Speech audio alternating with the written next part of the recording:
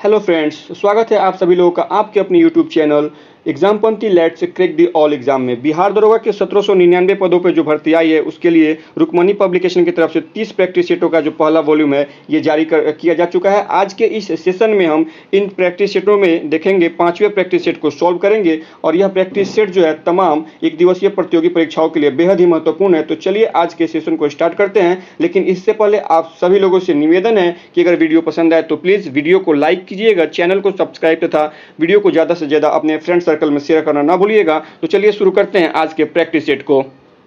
आज के practice set का पहला प्रश्न है, सूर्य की तेज रोशनी में चल रहा कोई व्यक्ति जब अंधेरे कमरे में प्रवेश करता है तो कुछ क्षण तक उसे स्पष्ट दिखाई नहीं देता, क्योंकि आइरिस जो होती है ये पुतली को तत्काल प्रसारित नहीं कर पाती। इसलिए जब कोई व्यक्ति तेज रोशनी से अंधेरे कमरे में प्रवेश करता है तो उसे कुछ क्षण तक दिखाई नहीं पड़ता। विकल्प बी इस प्रश्न का सही आंसर हो जाएगा। बात करें आइरिस का क्या कार्य होता है, तो आइरिस का कार्य आंख में जाने वाले प्रकाश की मात्रा को नियंत्रित करना होता है। इसके अलावा अगर नेत्रदान की बात करें तो नेत्रदान में कार्निया का दान किया जाता है। तो विकल्प डी जो इस प्रश्न का सही आंसर है।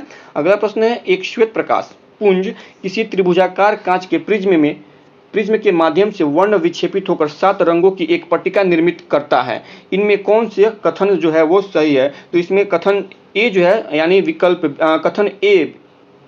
कथन बी सही है। विकल्प ए इस प्रश्न का सही आंसर हो जाएगा। कथन बी सही है। कौन सा? तो बैगनी रंग का जो विचलन होता है अधिकतम होता है, तो कथन बी सही है। विकल्प ए जो इस प्रश्न का सही आंसर हो जाएगा। इसके अलावा देखिएगा तो लाल रंग का जो विचलन होता है वो न्यूनतम होता है। लाल रंग का विचलन न्यूनतम होता है और जिस रंग का तरंग दैर्घ्य जितना कम होता है उसका अपवर्तनांक उतना अधिक होता है, और जिस रंग का तरंग दैर्घ्य जितना अधिक होगा उसका अपवर्तनांक उतना कम होगा। तो बैगनी रंग का जो अपवर्तनांक होता है अधिक होता है, जबकि लाल रंग का अपवर्तनांक कम होता है। तो विकल्प ए जो है इस प्रश्न का सही आंसर हो जाएगा। अगला प्रश्न देखते हैं, पृथ्वी अपने अक्ष पर लगभग 1674 किलोमीटर प्रति घंटे की गति से घूमती है। इस तेज गति को हम अनुभव क्यों नहीं कर पाते हैं?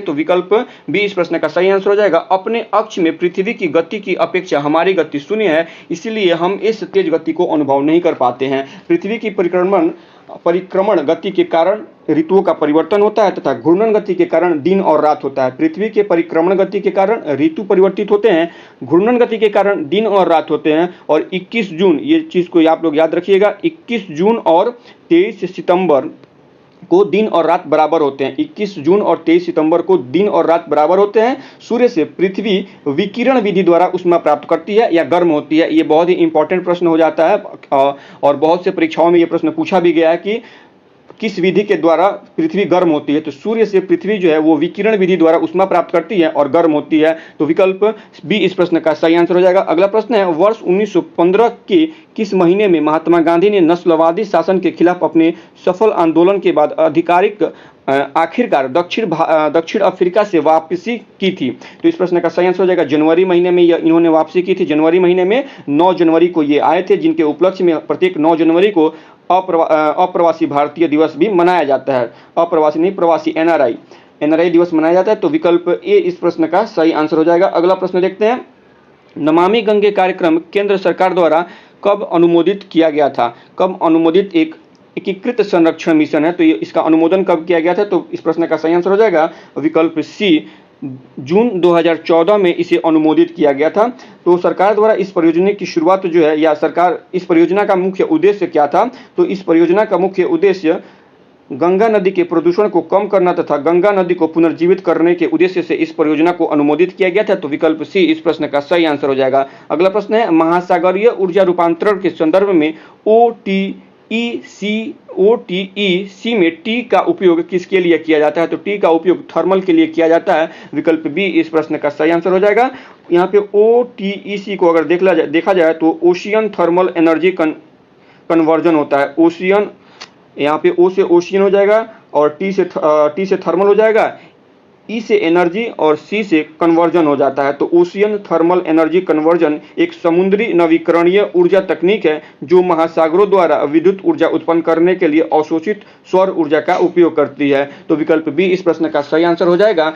OTCE में टी का तात्पर्य थर्मल से है। अगला प्रश्न देखते हैं, भारत के संविधान के निम्न अनुच्छेदों में से कौन सा अनुच्छेद 6 से 14 वर्ष की आयु के सभी बच्चों की मुफ्त और अनिवार्य शिक्षा से संबंध रखता है? तो विकल्प बी जो है इस प्रश्न का सही आंसर हो जाएगा, आर्टिकल 21A।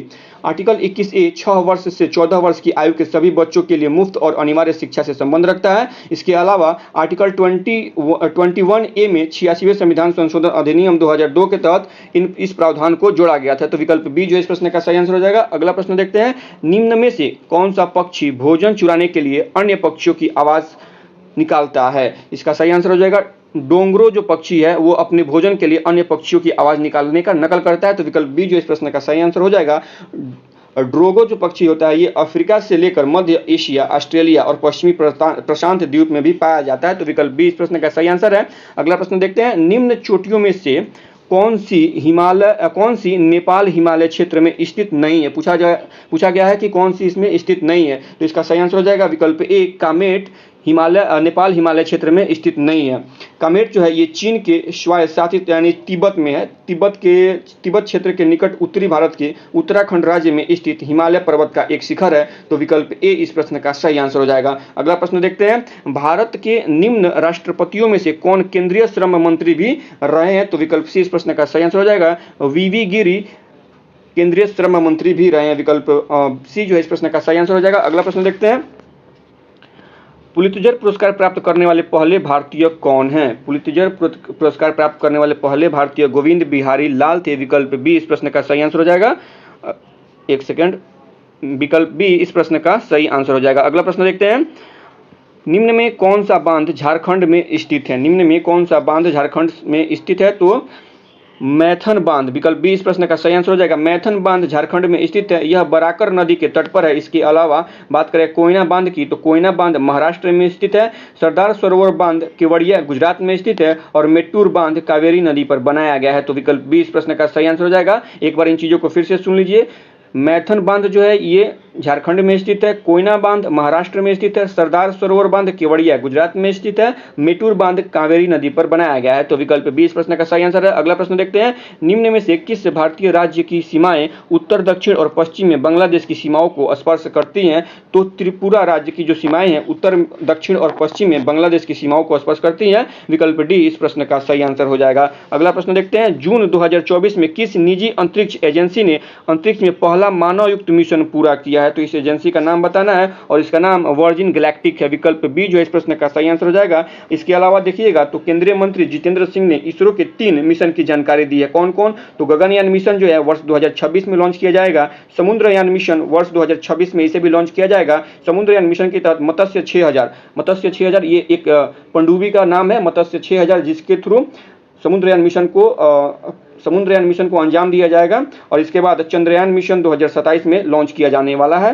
तो विकल्प बी इस प्रश्न का सही आंसर है। अगला प्रश्न देखते हैं, जनवरी 2025 में अंतर्राष्ट्रीय अंतरिक्ष स्टेशन के एक्सियोम 4 मिशन के लिए पायलट किसे चुना गया है? तो ये शुभांशु शुक्ला जी को चुना गया है। विकल्प ए इस प्रश्न का सही आंसर हो जाएगा। प्रशांत बालकृष्ण नायर ये बैकअप के रूप में इनको रखा गया था, अन्य पायलट के रूप में इनको तैयार किया गया था कि अगर शुभांशु शुक्ला जी को दुर्भाग्यवश कुछ अगर जाने में परेशानी होती है, तकलीफ होती है, तो उनके जगह पे प्रशांत बालकृष्ण नायर जी को भेजा जाता, लेकिन शुभांशु शुक्ला जी के साथ ऐसा कुछ नहीं हुआ। तो विकल्प ए जो है इस प्रश्न का सही आंसर हो जाएगा। अगला प्रश्न देखते हैं, जूनियर पुरुष हॉकी टीम के नए मुख्य कोच बने हैं। कौन बने हैं? तो ये पीआर श्रीजेश बने हैं। विकल्प ए इस प्रश्न का सही आंसर हो जाएगा। अगला प्रश्न देखते हैं, एक मकान की छत से भूमि की ओर एक पत्थर गिराया जाता है, उस पत्थर की गतिज या काइनेटिक ऊर्जा अधिकतम कब होगी? तो उस पत्थर की जो काइनेटिक ऊर्जा है वो भूमि पर पहुंचने से ठीक पहले होगी। विकल्प सी इस प्रश्न का सही आंसर हो जाएगा, भूमि पर पहुंचने से ठीक पहले। अगला प्रश्न देखते हैं, निम्न में से कौन सा कथन गुरुत्वाकर्षण बल के संदर्भ में सही है? गुरुत्वाकर्षण बल का बल मध्यवर्ती माध्यम पर निर्भर करता है। गुरुत्वाकर्षण बल असंरक्षित बल होता है। गुरुत्वाकर्षण बल क्रिया प्रतिक्रिया युग में है। गुरुत्वाकर्षण बल अकेंद्रीय बल होता है। तो इसमें से कौन गुरुत्वाकर्षण बल के संदर्भ में सही है? इसका सही आंसर हो जाएगा विकल्प सी, गुरुत्वाकर्षण बल क्रिया प्रतिक्रिया युग्म होता है। विकल्प सी इस प्रश्न का सही आंसर हो जाएगा। अगला प्रश्न है, द्रव्य द्वारा सतह को भिगोने की प्रकृति निम्न में से किस पर निर्भर करती है?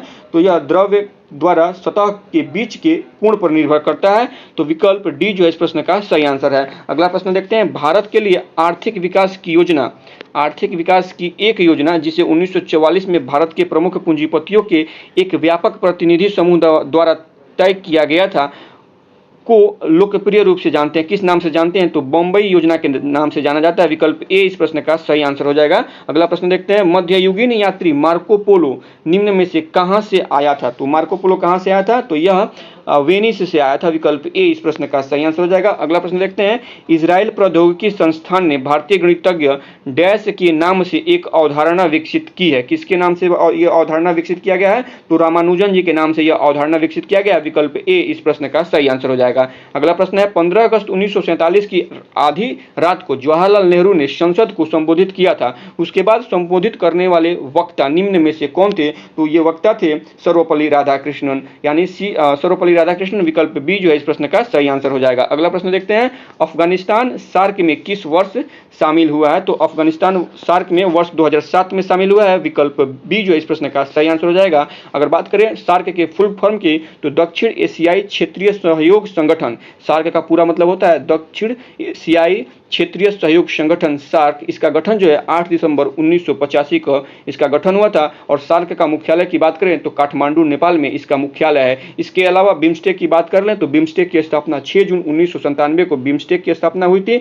और बिम्स्टेक में वर्तमान में कौन कौन से सदस्य हैं? बांग्लादेश, भूटान, भारत, म्यांमार, नेपाल, श्रीलंका और थाईलैंड बिम्स्टेक के सदस्य हैं। एक बार फिर से इनका नाम सुन लीजिए, बिम्स्टेक के कौन कौन से सदस्य हैं? बांग्लादेश, भूटान, भारत, म्यांमार, नेपाल, श्रीलंका और थाईलैंड बिम्स्टेक के सदस्य हैं। और बिम्स्टेक की स्थापना 6 जून 1997 को की गई थी। तो विकल्प बी इस प्रश्न का सही आंसर है। चलिए अगला प्रश्न देखते हैं, लोकसभा में सदस्यों की अधिकतम संख्या निर्धारित की गई है। लोकसभा की बात की जा रही है, तो ये अधिकतम संख्या 550 है। विकल्प ए इस प्रश्न का सही आंसर हो जाएगा। और इनमें से 530 सदस्य राज्यों के प्रतिनिधि होते हैं, 20 सदस्य संघ राज्य क्षेत्र के प्रतिनिधि होते हैं। लोकसभा की संरचना का उल्लेख जो है संविधान के अनुच्छेद 81 में किया गया है। और लोकसभा संसद का प्रथम या निम्न सदन होता है। तो विकल्प ए जो है इस प्रश्न का सही आंसर हो जाएगा। लोकसभा में सदस्यों की अधिकतम संख्या 550 होती है। अगला प्रश्न देखते हैं, संघ लोक सेवा आयोग के अध्यक्ष और सदस्यों का कार्यकाल होता है, क्या होता है? तो 5 वर्ष या 6 वर्ष, 4 वर्ष, 3 वर्ष, क्या हो जाएगा? इसका सही आंसर हो जाएगा विकल्प डी, 6 वर्ष या 62 वर्ष की आयु जो भी पहले हो वो होती है। तो विकल्प डी जो है इस प्रश्न का सही आंसर हो जाएगा। 6 वर्ष या 65 वर्ष, 62 पर नहीं, 6 वर्ष या 65 वर्ष की आयु तक आयु होना अनिवार्य होता है इसमें। इसके अलावा देखिएगा तो संविधान के 14वें भाग में अनुच्छेद 315 से 323 तक में संघ लोक सेवा आयोग और राज्य लोक सेवा आयोगों की स्वतंत्रता एवं शक्ति तथा कार्य के अलावा इसके संगठन एवं सदस्यों की नियुक्ति और बर्खास्तगी आदि का विस्तार से वर्णन किया गया है। कहां से कहां तक? तो ये संविधान के 14वें भाग में अनुच्छेद 315 से लेकर 323 के बीच में ये उल्लेख किया गया है। तो विकल्प डी इस प्रश्न का सही आंसर हो जाएगा। अगला प्रश्न है, कन्फ्यूशियस धर्म के संस्थापक थे, कौन थे? तो कन्फ्यूशियस धर्म के संस्थापक कुंग फू सू थे। विकल्प बी इस प्रश्न का सही आंसर हो जाएगा। कुंग फू सू कन्फ्यूशियस धर्म के संस्थापक थे। अगला प्रश्न देखते हैं, बाउल लोक नृत्य शैली कहाँ प्रचलित है? बाउल लोक नृत्य शैली कहाँ प्रचलित है? तो यह नृत्य शैली पश्चिम बंगाल में प्रचलित है। विकल्प बी इस प्रश्न का सही आंसर हो जाएगा। अगला प्रश्न देखते हैं, भारतीय संविधान का कौन सा अनुच्छेद संवैधानिक विवाद में सर्वोच्च न्यायालय के अपीलीय क्षेत्राधिकार से संबंधित है? तो विकल्प सी अर्थात अनुच्छेद 134 ए को मिलाकर जब अनुच्छेद 133 को पढ़ा जाएगा तो यह संवैधानिक विवाद में सर्वोच्च न्यायालय के अपीलीय क्षेत्राधिकार से संबंधित हो जाएगा। तो विकल्प सी इस प्रश्न का सही आंसर है। अगला प्रश्न है कि हाल ही में किसे अंतर्राष्ट्रीय टेबल टेनिस महासंघ ITTF फाउंडेशन का राजदूत नियुक्त किया गया है? किसे नियुक्त किया गया है? तो शरत कमल जी को नियुक्त किया गया है। विकल्प सी जो है इस प्रश्न का सही आंसर है। अगला प्रश्न देखते हैं, विश्व तंबाकू निषेध दिवस 2024 कब मनाया गया? तो ये 31 मई को मनाया गया है। विकल्प सी इस प्रश्न का सही आंसर हो जाएगा। इसके अलावा देखिएगा तो विश्व तंबाकू निषेध दिवस 2024 की थीम क्या थी? तो बच्चों को तंबाकू उद्योग में हस्तक्षेप से बचाना। एक बार फिर से सुन लीजिए, विश्व तंबाकू निषेध दिवस 2024 का थीम है बच्चों को तंबाकू उद्योग के हस्तक्षेप से बचाना। इसके अलावा चीन के बाद भारत में तंबाकू उपभोक्ताओं की संख्या विश्व भर में दूसरे स्थान पर है तथा भारतीय बैडमिंटन खिलाड़ी PV सिंधु जी को तंबाकू नियंत्रण के ब्रांड एम्बेसडर के रूप में नामित किया गया है। तो विकल्प सी जो है इस प्रश्न का सही आंसर हो जाएगा। इसके अलावा इसके बाद अगला प्रश्न देखते हैं, भारत ने किस राज्य या केंद्र शासित प्रदेश में उच्च जोखिम वाली ग्लेशियर झीलों को अपना पहला व्यापक सर्वेक्षण शुरू किया है? तो इसका सही आंसर हो जाएगा विकल्प ए, अरुणाचल प्रदेश राज्य में उच्च जोखिम वाली ग्लेशियर झीलों को अपना पहला सर्वेक्षण शुरू किया गया है। तो विकल्प ए जो है इस प्रश्न का सही आंसर हो जाएगा। अगला प्रश्न देखते हैं, माध्यम ए से माध्यम बी की ओर जाते समय एक प्रकाश किरण अभिलंब की ओर झुकती है, इसमें कौन सा कथन सही है? तो इसमें आप देखिएगा कथन 2 और 3 सही है। विकल्प ए जो इस प्रश्न का सही आंसर हो जाएगा, कथन 2 और 3 सही है। अर्थात माध्यम ए में प्रकाश की चाल माध्यम बी की तुलना में अधिक है और माध्यम बी का अपवर्तनांक माध्यम ए के अपवर्तनांक से अधिक है। तो विकल्प ए जो है इस प्रश्न का सही आंसर हो जाएगा। अगर हम इसको एक्सप्लेन करें तो जिस माध्यम में प्रकाश की चाल कम होती है उस माध्यम का अपवर्तनांक अधिक होता है, और जिस माध्यम में प्रकाश की चाल अधिक होती है उस माध्यम में प्रकाश का अपवर्तनांक कम होता है। जब एक माध्यम से दूसरे माध्यम में प्रकाश की किरणें प्रवेश करती है तो प्रकाश की किरणों में क्या होता है? जब एक माध्यम से दूसरे माध्यम में प्रकाश की किरणों के जाने पर प्रकाश की किरणों का अभिलंब की ओर मुड़ना यह बताता है कि एक माध्यम विरल है तथा दूसरा माध्यम सघन है, और वहीं पे अभिलंब से जब प्रकाश की किरणें अभिलंब से दूर जाने लगती है तब यह बताता है कि एक माध्यम सघन है तथा दूसरा माध्यम विरल है। तो विकल्प ए जो है इस प्रश्न का सही आंसर हो जाएगा। अगला प्रश्न देखते हैं। एक तत्व ए पानी के साथ क्रिया करके एक घोल बनाता है जो फिनोल्फथैलीन इंडिकेटर को गुलाबी कर देता है। निम्नलिखित में से ए कौन सा तत्व हो सकता है? तो ए कौन सा तत्व हो सकता है? तो यह सोडियम हो सकता है। विकल्प बी जो है इस प्रश्न का सही आंसर हो जाएगा। सोडियम, यहाँ पे देखिएगा, जब हम सोडियम को पानी में मिलाएंगे तो इक्वेशन क्या बनेगा? यहाँ पे सबसे पहले हम इक्वेशन को इक्वल करने के लिए यहाँ पे दो लगाएंगे, तो हमारा इक्वेशन जो है वो बनेगा NaOH plus H2। Hydrogen gas यहाँ से रिलीज होगा, ठीक है, और यहाँ पे 2 लगा देंगे तो यहाँ पे आपका इक्वेशन इक्वल हो गया। अब देखिए, जब सोडियम जल से अभिक्रिया करता है तो सोडियम हाइड्रोक्साइड ये हो गया आपका, सोडियम हाइड्रोक्साइड बनाता है और क्या होता है? हाइड्रोजन गैस का निर्माण करता है और हाइड्रोजन गैस यहाँ से रिलीज होता है, तो सोडियम हाइड्रोक्साइड क्या हो जाता है? ये क्षारीय विलयन होता है, ठीक है। तो यहाँ पे देखिएगा, जब क्षारीय विलयन जब लाल लिटमस पर पड़ता है तो लाल लिटमस को क्या करता है? नीला कर देता है, मिथाइल ऑरेंज को पीला कर देता है और हल्दी को लाल कर देता है। जब क्षारीय विलयन जो होता है लाल लिटमस पर पड़ता है तो उसको नीला कर देता है, मिथाइल ऑरेंज को पीला कर देता है और हल्दी को लाल कर देता है। तो विकल्प बी जो है इस प्रश्न का सही आंसर हो जाएगा। वह तत्व क्या होगा? वह तत्व सोडियम होगा, माफ कीजिएगा, इस प्रश्न का सही आंसर हो जाएगा विकल्प डी, वह तत्व क्या होगा? सोडियम होगा। चलिए अगला प्रश्न देखते हैं। प्रोड्यूसर गैस के मुख्य अवयव कौन से हैं? तो प्रोड्यूसर गैस के मुख्य अवयव CO और यानी कार्बन मोनोऑक्साइड और नाइट्रोजन है। विकल्प ए जो है इस प्रश्न का सही आंसर, नहीं, विकल्प सी जो इस प्रश्न का सही आंसर हो जाएगा, कार्बन मोनोऑक्साइड और नाइट्रोजन प्रोड्यूसर गैस के मुख्य अवयव। अगला प्रश्न देखते हैं। राष्ट्रीय पशु के रूप में बाघ को स्वीकार किया गया था। कब स्वीकार किया गया था? तो राष्ट्रीय पशु के रूप में बाघ को वर्ष 1972 में स्वीकार किया गया था। विकल्प बी इस प्रश्न का सही आंसर हो जाएगा। टाइगर रिजर्व कब से शुरू किया गया? तो टाइगर रिजर्व अप्रैल 1973 से टाइगर रिजर्व करना शुरू किया गया है। और भारत का राष्ट्रीय पशु का वैज्ञानिक नाम क्या है? तो इसका वैज्ञानिक नाम पैंथेरा टाइग्रिस है। इसके अलावा आप देखिएगा तो कुछ राष्ट्रीय पशु का वैज्ञानिक नाम, राष्ट्रीय वृक्ष, राष्ट्रीय पक्षी, राष्ट्रीय फल, राष्ट्रीय जलीय जीव तथा राष्ट्रीय विरासत पशु का क्या वैज्ञानिक नाम होता है? हम इसका एक यहाँ पे स्लाइड लगा देंगे, आप लोग वीडियो को पॉज करके आसानी से उन चीजों को याद कर लीजिएगा। तो चलिए अगले प्रश्न की तरफ बढ़ते हैं। बौद्ध धर्म की वज्रयान शाखा के अंतर्गत बोधिसत्व की पत्नी का नाम क्या था? तो इनकी पत्नी का नाम तारा था। विकल्प डी इस प्रश्न का सही आंसर हो जाएगा। सामान्यतः बुद्ध की पत्नी का नाम यशोधरा बताया जाता है, लेकिन यहाँ पे पूछा जा रहा है कि बुद्ध बोधिसत्व की पत्नी का नाम क्या था? तो इनकी पत्नी का नाम तारा था। इसके अलावा आप देखिएगा तो बुद्ध ने अपना प्रथम उपदेश सारनाथ में दिया था, जिसे बौद्ध ग्रंथों में धर्म चक्र प्रवर्तन कहा जाता है। बौद्ध धर्म में कर्म और पुनर्जन्म को स्वीकार किया गया है तथा बौद्ध धर्म में गौतम बुद्ध के पूर्व जन्मों की कथा को जातक कथा कहा जाता है। तो विकल्प डी जो है इस प्रश्न का सही आंसर हो जाएगा। अगला प्रश्न देखते हैं। निम्नलिखित में से कौन सा युग्म सुमेलित नहीं है? आईपीसी का निर्माण किसने किया था?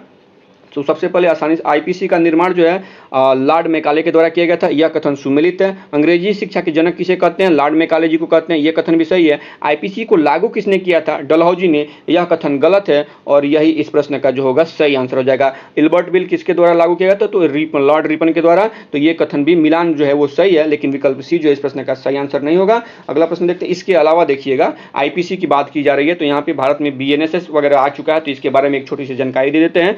इसके पहले 7 अक्टूबर 1860 में आईपीसी बनकर तैयार हो गया था और 1 जनवरी 1862 में आईपीसी को कैनिंग के द्वारा लागू किया गया था। वर्तमान में 1 जुलाई 2024 से BNS यानी भारतीय न्याय संहिता, NSS भारतीय नागरिक सुरक्षा संहिता और BSA यानी भारतीय साक्ष्य अधिनियम को यह नया कानून को लागू किया गया। किसके जगह पे? IPC वगैरह के जगह पे इसको लागू किया गया है। तो विकल्प सी जो इस प्रश्न का सही आंसर हो जाएगा। अगला प्रश्न देखते हैं, निम्नलिखित युग्मों को सुमेलित कीजिए। ठीक है, अनुच्छेद 145 का संबंध किससे है? तो इसका संबंध न्यायालय का नियम से है, यानी आप देखेंगे ए का 2 के साथ मिलान हो जाएगा। अनुच्छेद 145 का संबंध किससे है? विषय है इसका न्यायालय का नियम। आर्टिकल 127 का संबंध किससे है? तदर्थ न्यायाधीशों की नियुक्ति से, अर्थात बी का 1 हो जाएगा। इसके अलावा अनुच्छेद 128 उच्चतम न्यायालय में सेवानिवृत्त न्यायाधीशों की उपस्थिति से है, यानी सी का जो है मिलान अनुच्छेद 128 सी का 4 हो जाएगा। और अनुच्छेद 129 क्या हो जाएगा? अभिलेख न्यायालय हो जाएगा। इसका संबंध हो जाएगा आपका 3 से। तो डी का 4 इसका सही आंसर हो जाएगा। विकल्प सी ए का 2, बी का 1, सी का 4 तथा डी का 3 सही आंसर हो जाएगा। चलिए अगला प्रश्न देखते हैं। भूमध्य सागरीय क्षेत्र मेडिटेरियन रीजन, भूमध्य सागरीय क्षेत्र में भारी वर्षा कब होती है? तो शीत ऋतु में भारी वर्षा होती है। विकल्प सी जो है इस प्रश्न का सही आंसर हो जाएगा। अगला प्रश्न देखते हैं, भारत की राष्ट्रीय आय का अनुमान करने वाला अधिकरण कौन सा है? भारत की राष्ट्रीय आय का अनुमान करने वाला अभिकरण NSO है। विकल्प डी इस प्रश्न का सही आंसर हो जाएगा। NSO अर्थात राष्ट्रीय सांख्यिकी कार्यालय। ठीक है, राष्ट्रीय सांख्यिकी कार्यालय के द्वारा भारत के राष्ट्रीय आय के अनुमान का अभिकरण किया जाता है। इसके अलावा देखिएगा तो NSSO जो NSO के जो हिस्ट्री के बारे में अगर बात करें तो सबसे पहले भारत में क्या था? NSSO था। इसकी स्थापना वर्ष 1950 में की गई थी। इसके बाद बना CSO जिसकी स्थापना 1951 में की गई थी। और इन दोनों को जोड़कर वर्ष 2019 में इन दोनों को जोड़कर NSO की स्थापना की गई। ठीक है, NSO अर्थात राष्ट्रीय सांख्यिकी कार्यालय की स्थापना की गई। और यह किसके द्वारा या किस आयोग की सिफारिश पे लाया गया था? तो NSO की परिकल्पना जो है सर्वप्रथम रंगराजन आयोग के द्वारा किया गया था। तो विकल्प डी जो इस प्रश्न का सही आंसर हो जाएगा। अगला प्रश्न देखते हैं, कच्छ की खाड़ी में स्थित कांडला निम्न में से किसके लिए प्रसिद्ध है? तो यह निर्यात प्रसंस्करण क्षेत्र के लिए प्रसिद्ध है। विकल्प डी इस प्रश्न का सही आंसर है। अगला प्रश्न देखते हैं, निम्न में से किसने सर्वप्रथम समाजवाद शब्द का प्रयोग किया था? तो रॉबर्ट ओवेन ने सर्वप्रथम समाजवाद का प्रयोग किया था, समाजवाद शब्द का प्रयोग किया था। विकल्प सी इस प्रश्न का सही आंसर है। अगला प्रश्न है, भारतीय संविधान ने किस देश के संविधान से राज्यसभा के सदस्यों का निर्वाचन प्रणाली को अपनाया है? तो यह कहां से अपनाया गया है? दक्षिण अफ्रीका के संविधान से अपनाया गया है। विकल्प डी इस प्रश्न का सही आंसर हो जाएगा। इसके अलावा ब्रिटेन के संविधान से भारतीय संविधान में संसदीय शासन विधि का शासन, एकल नागरिकता इत्यादि चीजों को अपनाया गया है। इसके अलावा जापान के संविधान से भारतीय संविधान में विधि द्वारा स्थापित प्रक्रिया को अपनाया गया है। आयरलैंड के संविधान से भारतीय संविधान में राज्य के नीति निर्देशक सिद्धांत, राष्ट्रपति का निर्वाचन पद्धति और राज्यसभा के लिए सदस्यों का नामांकन को अपनाया गया है। वहीं पर कनाडा के संविधान से सशक्त केंद्र के साथ संघीय ढांचा, अवशिष्ट शक्ति केंद्र के पास, राज्यों में राज्यपाल की नियुक्ति इत्यादि चीजों को अपनाया गया है। तो विकल्प डी जो इस प्रश्न का सही आंसर हो जाएगा। अगला प्रश्न देखते हैं, भारतीय संविधान के किस अनुच्छेद में पंचायतों के लिए करारोपण की शक्ति का उल्लेख किया गया है? करारोपण की शक्ति का उल्लेख किया गया है, तो किस अनुच्छेद में किया गया है? विकल्प ए इस प्रश्न का सही आंसर हो जाएगा। अनुच्छेद 243 एच में पंचायतों के लिए करारोपण का उल्लेख किया गया है। इसके अलावा पंचायतों से संबंधित प्रमुख जो अनुच्छेद है, हम यहाँ पे इसका एक स्लाइड लगा देंगे। आप लोग उन वीडियो को पॉज करके उन चीज़ों को आसानी से देख लीजिएगा और याद करिएगा। तब तक चलिए अगले प्रश्न की तरफ बढ़ते हैं। अगला प्रश्न है, भारत के साथ किस देश ने लोथल में समुद्री विरासत परिषद पर साझेदारी किया? तो इसका सही आंसर हो जाएगा। विकल्प ए, वियतनाम ने भारत के साथ लोथल में समुद्री विरासत परिषद पर साझेदारी किया। विकल्प ए इस प्रश्न का सही आंसर हो जाएगा। अगला प्रश्न देखते हैं, किस राज्य में पोलावरम परियोजना और इस्पात संयंत्र जीर्णोद्धार केंद्रीय बजट 2025-26 में शामिल किया गया? तो यह योजना जो है या परियोजना है, किस राज्य की यह परियोजना है? तो यह आंध्र प्रदेश राज्य की परियोजना है। विकल्प बी इस प्रश्न का सही आंसर हो जाएगा। यह परियोजना किससे संबंधित है? तो पोलावरम परियोजना आंध्र प्रदेश में गोदावरी नदी पर एक निर्माणाधीन बहुउद्देशीय सिंचाई परियोजना है। तो विकल्प बी इस प्रश्न का सही आंसर हो जाएगा। अगला प्रश्न देखते हैं, 29 मई 2024 को रक्षा अनुसंधान एवं विकास संगठन DRDO ने हवा से सतह पर मार करने वाली किस मिसाइल का सफलतापूर्वक परीक्षण किया है? तो इस मिसाइल का नाम है रुद्रम 2। विकल्प ए जो है इस प्रश्न का सही आंसर हो जाएगा। इसके अलावा रुद्रम जो है ये भारत की पॉली एंटी रेडिएशन मिसाइल है। तो विकल्प ए इस प्रश्न का सही आंसर है। अगला प्रश्न देखते हैं, तापमान को 0 डिग्री से कम करने के लिए बर्फ में मिलाया जाने वाला पदार्थ क्या है? सोडियम क्लोराइड है। विकल्प ए जो इस प्रश्न का सही आंसर हो जाएगा। अगर जैसे ही हम बर्फ में सोडियम क्लोराइड को मिलाते हैं तो 0 डिग्री पर पिघलती बर्फ में कुछ नमक या सोडा मिलाने से बर्फ का जो गलनांक होता है वो 0 डिग्री से घटकर कितना हो जाता है, -22 डिग्री सेल्सियस तक हो जाता है। तो विकल्प ए इस प्रश्न का सही आंसर है। अगला प्रश्न है एस्पिरिन, डाइजेपम, क्लोरोफॉर्म, मर्क्यूरोक्रोम में शामक कौन सा है? तो इन सबों में जो देखिएगा डाइजेपाम जो है ये शामक है। विकल्प सी इस प्रश्न का सही आंसर हो जाएगा। डाइजेपाम शामक है। एस्पिरिन क्या है? ये पेन रिलीवर है। एस्पिरिन पेन रिलीवर है। और मर्क्यूरोक्रोम क्या है? ये एंटीसेप्टिक है। मर्क्यूरोक्रोम एंटीसेप्टिक है। और क्लोरोफॉर्म एनेस्थीसिया है। क्लोरोफॉर्म एनेस्थीसिया मतलब अगर आप किसी को क्लोरोफॉर्म सूंघा देंगे तो वो आदमी कुछ देर के लिए बेहोश हो जाएगा। जिस मात्रा में आप उसे सूंघाएंगे उस हिसाब से वो बेहोश रहेगा उतनी देर तक। तो विकल्प सी जो है इस प्रश्न का सही आंसर है। अगला प्रश्न देखते हैं, प्रबल एवं दुर्बल क्षार के लवण का जल अपघटन पर क्या प्रभाव होता है? तो ताप के बढ़ने से बढ़ता है। विकल्प ए जो है विकल्प ए इस प्रश्न का सही आंसर हो जाएगा। अगला प्रश्न देखते हैं,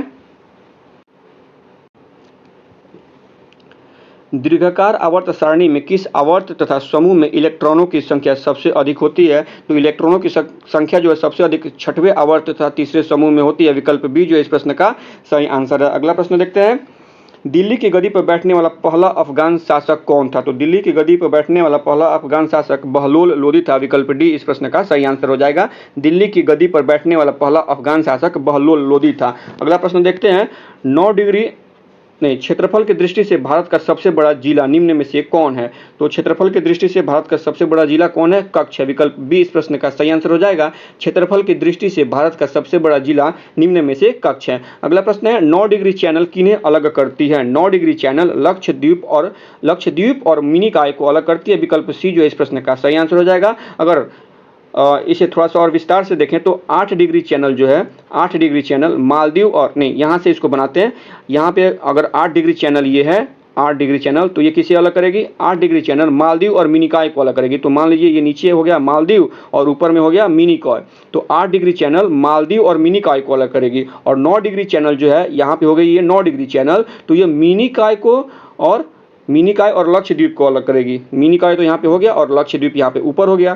तो 8 डिग्री चैनल किसको अलग कर रही है? मालदीव को मिनिकॉय से अलग कर रही है। और 9 डिग्री चैनल मिनिकॉय को लक्षद्वीप से अलग करती है। और 10 डिग्री जो चैनल है वो लिटिल अंडमान को कार निकोबार से अलग करती है। लिटिल अंडमान को कार निकोबार से अलग करती है। तो विकल्प सी जो इस प्रश्न का सही आंसर हो जाएगा। और विकल्प जो डी दिख रहा है आपको यहाँ पे, अगर जो विकल्प डी दिख रहा है ये 10 डिग्री चैनल इन दोनों जगहों को अलग करती है। लिटिल अंडमान और कार निकोबार को 10 डिग्री चैनल जो है वो अलग करती है। तो विकल्प सी इस प्रश्न का सही आंसर हो जाएगा। 9 डिग्री चैनल लक्षद्वीप और मिनिकॉय को अलग करती है। अगला प्रश्न देखते हैं, सुमेलित कीजिए। बाल विवाह किन से संबंधित है या किन्होंने इस पे नियम या इसे बंद करवाया था? तो बाल विवाह का संबंध एमजी रनाडे जी से है। तो पहला का जो सही आंसर हो जाएगा एमजी रनाडे जी, पहला का तीसरा हो जाएगा। उसके बाद ठगी प्रथा का अंत किसने किया था? तो कर्नल स्लीमैन ने किया था। दूसरा का दूसरा हो जाएगा मिलान। और तीसरा का विधवा पुनर्विवाह, तो विधवा पुनर्विवाह का जो मिलान है वो ईश्वरचंद विद्यासागर जी से हो जाएगा। और पिंडारियों का दमन किसने किया था? तो लॉर्ड हेस्टिंग्स ने किया था। तो विकल्प ए जो इस प्रश्न का सही आंसर हो जाएगा।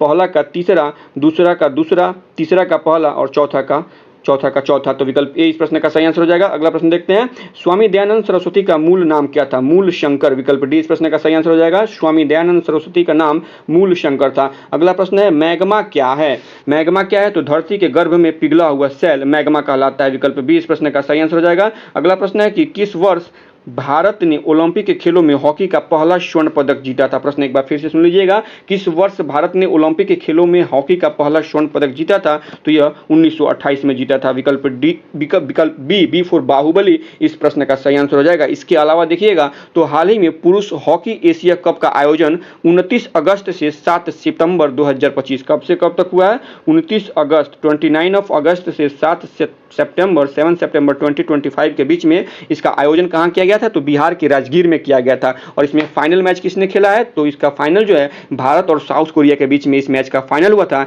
जिसमें भारत ने साउथ कोरिया को 4-1 से हराकर एशिया हॉकी विश्व कप 2025 का खिताब अपने नाम किया है। तो विकल्प बी इस प्रश्न का सही आंसर हो जाएगा। अगला प्रश्न है, राजस्थान की पाकिस्तान से लगी सीमा की लंबाई बतानी है। तो इसमें राजस्थान की जो सीमा पाकिस्तान से लगती है उसकी कुल लंबाई 1070 किलोमीटर है। विकल्प बी इस प्रश्न का सही आंसर हो जाएगा, B4 बाहुबली। अगला प्रश्न है भाषा के आधार पर गठित होने वाला भारत का प्रथम राज्य कौन था? तो भारत का प्रथम राज्य आंध्र प्रदेश है। विकल्प ए इस प्रश्न का सही आंसर हो जाएगा। इसका गठन कब हुआ? तो इसका गठन 1 अक्टूबर 1953 में इसका गठन किया गया था तथा हाल ही तो नहीं कहेंगे लेकिन 2 जून 2014 को आंध्र प्रदेश से अलग होकर एक नए राज्य का गठन हुआ है जिसका नाम है तेलंगाना। यानी तेलंगाना का गठन कब हुआ है? 2 जून 2014 से। किस राज्य से अलग हुआ है? तो आंध्र प्रदेश राज्य से अलग हुआ है। आंध्र प्रदेश राज्य का गठन कैसे हुआ? तो भाषाई आधार पर हुआ है। कब हुआ है? तो 1 अक्टूबर 1953 को इसका गठन हुआ था। तो विकल्प ए जो इस प्रश्न का सही आंसर हो जाएगा। अगला प्रश्न देखते हैं, तालीकोटा के युद्ध में विजयनगर की सेना का नेतृत्व किसने किया था?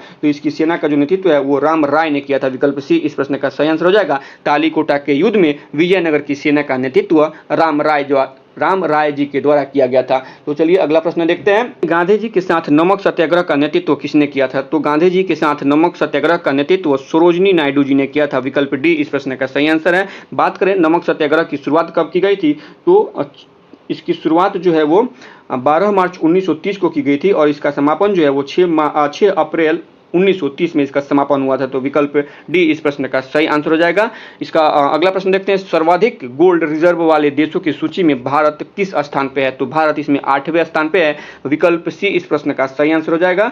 भारत के पास सितंबर 2025 तक देखिएगा तो तत्कालीन आंकड़ों के हिसाब से भारत के पास 880 टन सोना है और इसके साथ भारत विश्व में 8वें स्थान पे है गोल्ड रिजर्व में। जबकि पहले स्थान पे कौन है? पहले स्थान पे USA है और इसके पास कितना गोल्ड है? तो यूएसए के पास 8132 टन गोल्ड लेकर यूएसए पहले स्थान पे है गोल्ड रिजर्व के मामले में। ठीक है, तो पहले स्थान पे यूएसए है और 8वें स्थान पे भारत है। अगला प्रश्न देखते हैं, 5वीं आसियान भारत वस्तु व्यापार समझौता 2024 संयुक्त समिति की बैठक कहां आयोजित किया गया है? तो यह बैठक जो है इंडोनेशिया में आयोजित किया गया था। विकल्प सी इस प्रश्न का सही आंसर हो जाएगा। 5वीं आसियान भारत वस्तु व्यापार समझौता 2024 संयुक्त समिति की बैठक कहां आयोजित किया गया था? तो इंडोनेशिया में इसका आयोजन किया गया था। विकल्प सी इस प्रश्न का सही आंसर है। अगला प्रश्न देखते हैं, फरवरी 2025 तक दुनिया में सबसे ज्यादा अवैध प्रवासी किस देश में है? अमेरिका में है। विकल्प बी इस प्रश्न का सही आंसर है। अगला प्रश्न है, C6H10 यौगिक का अगला समजातीय श्रेणी सदस्य कौन होगा? तो इसका समजातीय श्रेणी जो सदस्य अगला है वो C7H12 है। विकल्प बी इस प्रश्न का सही आंसर हो जाएगा। अगला प्रश्न देखते हैं, क्लोरोफ्लोरोकार्बन निर्गमित न करने वाले रेफ्रिजरेटरों का निर्माण संपूर्ण विश्व में अनिवार्य कर दिया गया है। यह ओजोन क्षरण को रोकने में किस प्रकार सहायक होगा? तो इसको क्वेश्चन को थोड़ा सा और ऊपर कर लेते हैं। इस प्रश्न का जो सही आंसर है वो विकल्प ए है। यह ओजोन अणुओं के साथ अभिक्रिया करने वाले CFC के निर्गमन को कम करेगा। CFC क्या होता है? क्लोरोफ्लोरोकार्बन होता है। ठीक है, तो विकल्प ए जो इस प्रश्न का सही आंसर हो जाएगा। ओजोन पर बात करें ओजोन परत की, ओजोन परत कहाँ है? तो ओजोन परत समताप मंडल में है और ओजोन परत की मोटाई का जो मापन होता है किससे होता है? तो डबसन से ओजोन परत की मोटाई का पता लगाया जाता है। ठीक है, तो विकल्प ए इस प्रश्न का सही आंसर हो जाएगा। अगला प्रश्न है, निम्नलिखित में से कौन से दुर्बल अम्ल हैं? तो निम्नलिखित में से एसिटिक अम्ल और कार्बोनिक अम्ल जो है ये एसिटिक अम्ल और कार्बोनिक अम्ल दुर्बल अम्ल है। तो विकल्प ए इस प्रश्न का सही आंसर हो जाएगा। ये है आपका एसिटिक अम्ल और ये है आपका कार्बोनिक अम्ल। तो ये दोनों क्या है? दुर्बल अम्ल है। तो विकल्प ए इस प्रश्न का सही आंसर है। अगला प्रश्न देखते हैं, सुमेलित कीजिए, वाहक और रोग को सुमेलित करना है। तो सीसी मक्खी किस रोग की वाहक है? सीसी मक्खी जो है ये निंद्रा रोग की वाहक है। विकल्प ए का मिलान 2 के साथ हो जाएगा। एडिस मच्छर यानी बी का जो मिलान है वो 1 के साथ हो जाएगा। एडिस मच्छर पीत ज्वर का वाहक है। जलीय घोगा किसका वाहक है? तो ये विलहेर्जिया का वाहक है।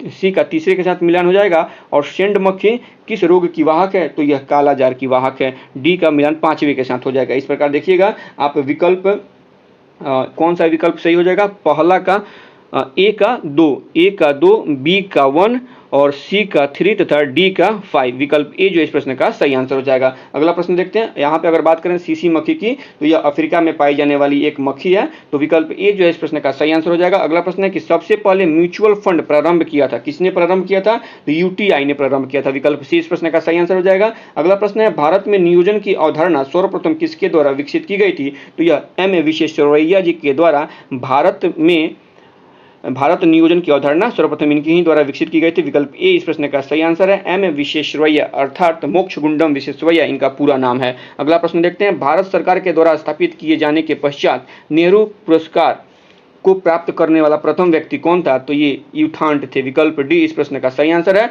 अगला प्रश्न देखते हैं, भारत के वायसराय को अध्यादेश जारी करने का अधिकार किस अधिनियम द्वारा प्रदान किया गया था? तो भारतीय परिषद अधिनियम 1861 के द्वारा। विकल्प बी जो है इस प्रश्न का सही आंसर है। अगला प्रश्न देखते हैं, निम्नलिखित में से किस पर्वतमाला को सह्याद्री के नाम से भी जाना जाता है? तो पश्चिमी घाट की पर्वतमाला को सह्याद्री के नाम से भी जाना जाता है। अगर बात करें सह्याद्री के बारे में कुछ अन्य तथ्यों को देखें तो सह्याद्री पश्चिमी घाट तथा पूर्वी घाट के मिलन बिंदु पर नीलगिरी पहाड़ी स्थित है। कहाँ पे? जैसे कि अगर आप इस इंडिया का ऐसे मैप बनाते हैं तो यहाँ से क्या है, पश्चिमी घाट शुरू होती है। तो जो पश्चिमी घाट और पूर्वी घाट का मिलन बिंदु है, यहाँ पे जो एक पॉइंट है उसको नीलगिरी पर्वत के नाम से जाना जाता है। और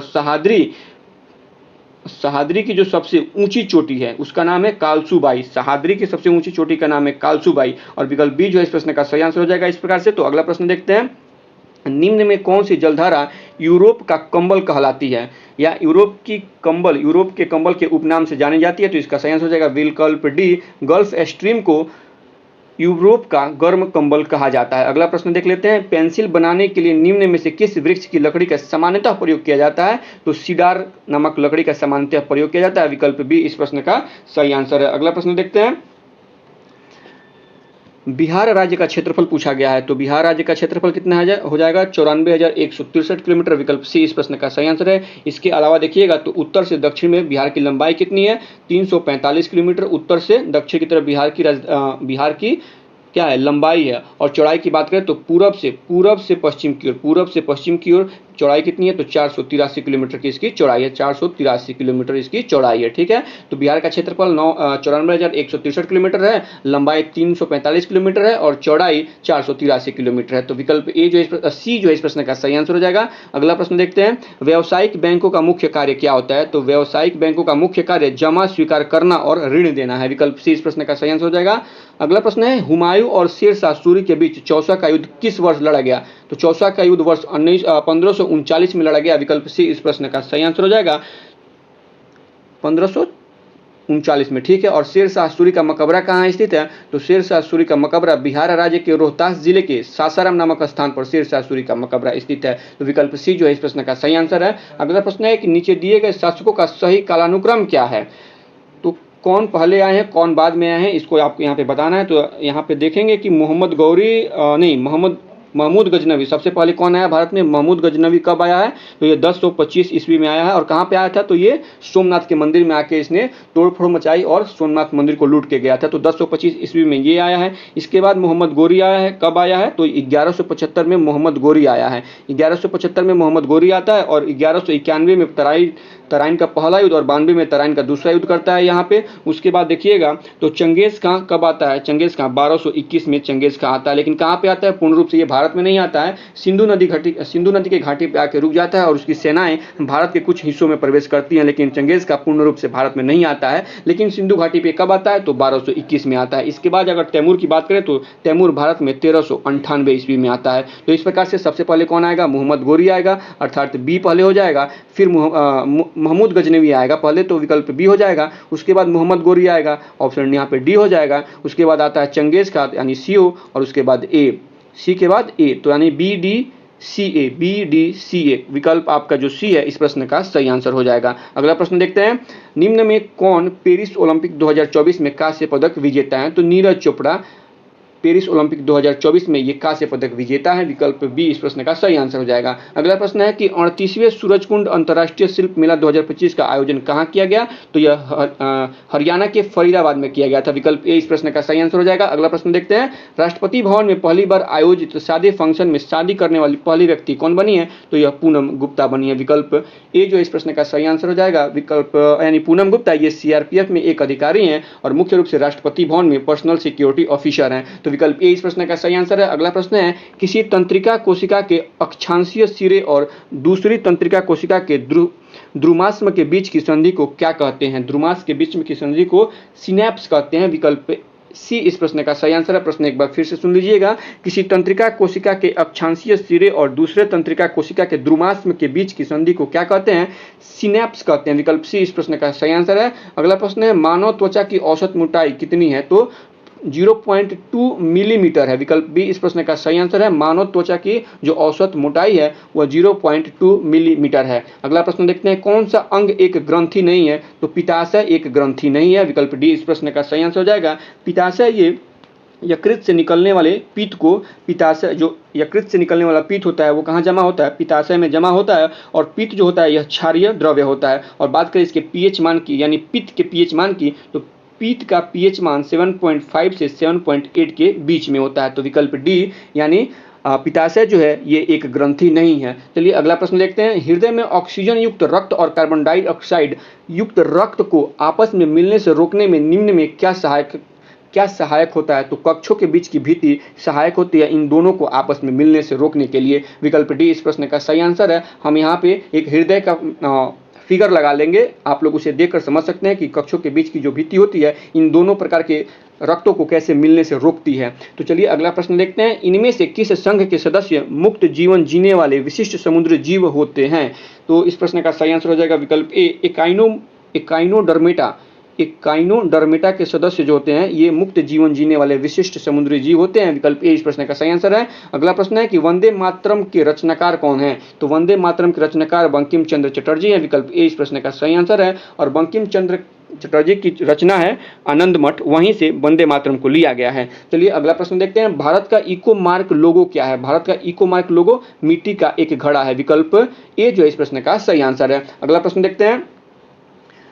भारतीय संविधान का कौन सा अंग जर्मनी के संविधान से प्रेरित है? तो यह आपातकाल के दौरान मौलिक अधिकारों का निलंबन जर्मनी के संविधान से प्रेरित है। विकल्प ए इस प्रश्न का सही आंसर हो जाएगा। इसके अलावा देखिएगा तो एकल नागरिकता कहां से लिया गया है? तो एकल नागरिकता का प्रावधान इंग्लैंड से लिया गया है। संघीय प्रणाली का प्रावधान कनाडा से लिया गया है तथा मौलिक कर्तव्य का प्रावधान सोवियत रूस से लिया गया था। तो विकल्प ए जो है इस प्रश्न का सही आंसर हो जाएगा। इसके बाद अगला प्रश्न है, यहाँ से कुछ मैथ्स के प्रश्न हैं। ए और बी क्रमशः 30,000 और 24,000 की राशियां एक वर्ष के लिए निवेशित करते हैं। यदि उन्हें 13,500 रुपये का लाभ होता है तो लाभ में बी का हिस्सा कितना है? बी का हिस्सा 6,000 है। विकल्प डी इस प्रश्न का सही आंसर हो जाएगा। अगला प्रश्न है ए, बी और सी किसी व्यवसाय में 10,000, 12,000 और 15,000 की राशियां क्रमशः 5, 6 और 9 महीने के लिए निवेशित करते हैं। यदि लाभ में ए का हिस्सा 2,500 रुपये है तो कुल लाभ ज्ञात करना है। तो कुल लाभ कितना हो जाएगा? 12,850 रुपये कुल लाभ हो जाएगा। विकल्प ए इस प्रश्न का सही आंसर हो जाएगा। अगला प्रश्न है दो वृत्तों की त्रिज्याएं क्रमशः 19 सेंटीमीटर और 9 सेंटीमीटर है। इस प्रश्न का जो सही आंसर हो जाएगा वो विकल्प ए है 28 सेंटीमीटर। अगला प्रश्न देखते हैं। चावल का मूल्य 25 रुपये प्रति किलोग्राम से बढ़ाकर 30 रुपये प्रति किलोग्राम हो जाती है। खर्च को समान बनाए रखने के लिए खपत को कितने प्रतिशत कम किया जाना चाहिए? तो 16.2/3% कम किया जाना चाहिए। विकल्प सी इस प्रश्न का सही आंसर है। अगला प्रश्न है कि यदि किसी मूलधन पर ब्याज 1 पैसे प्रति माह हो तो प्रति वर्ष दर कितना प्रतिशत होगा? तो प्रति वर्ष जो दर है वो 12% होगा। विकल्प बी इस प्रश्न का सही आंसर है। अगला प्रश्न है select the correct active form of the given sentence. Active form choose करना है और जो दिया गया है वो पैसिव फॉर्म है। तो पैसिव फॉर्म क्या है इसका? Was the message given by him, ये पैसिव फॉर्म है, पैसिव है। और इसका एक्टिव फॉर्म हमें देखना है तो इसका एक्टिव फॉर्म हो जाएगा विकल्प C, did he give the message. विकल्प सी इस प्रश्न का सही आंसर हो जाएगा। अगला प्रश्न है कि select the correct direct speech है, डायरेक्ट स्पीच को सिलेक्ट करना है और जो दिया गया सेंटेंस है वो किस फॉर्म में है? तो पैसिव नहीं, इनडायरेक्ट में है। ठीक है, इनडायरेक्ट में है।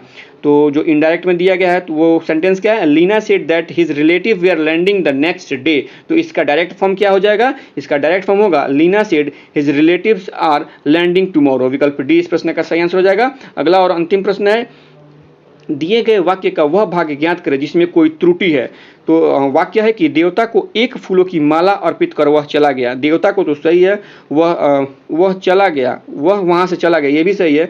1 फूलों की माला नहीं हो सकती, 1 फूलों की माला ये गलत है। विकल्प डी इस प्रश्न का सही आंसर हो जाएगा। 1 फूलों की माला में त्रुटि है। ठीक है, तो विकल्प डी इस प्रश्न का सही आंसर है। इस प्रकार से इस प्रैक्टिस सेट का जो अंतिम प्रश्न था यहाँ पे समाप्त होता है। तो फिलहाल आज के वीडियो में इतना ही रखते हैं। अगर वीडियो पसंद आई हो तो प्लीज़ वीडियो को लाइक करें, चैनल को सब्सक्राइब तथा वीडियो को शेयर करना ना भूलें। अगर आपका कोई सुझाव हो तो प्लीज़ कमेंट करके हमें बताएं। तो आज के वीडियो को यहीं पर समाप्त करते हैं। धन्यवाद।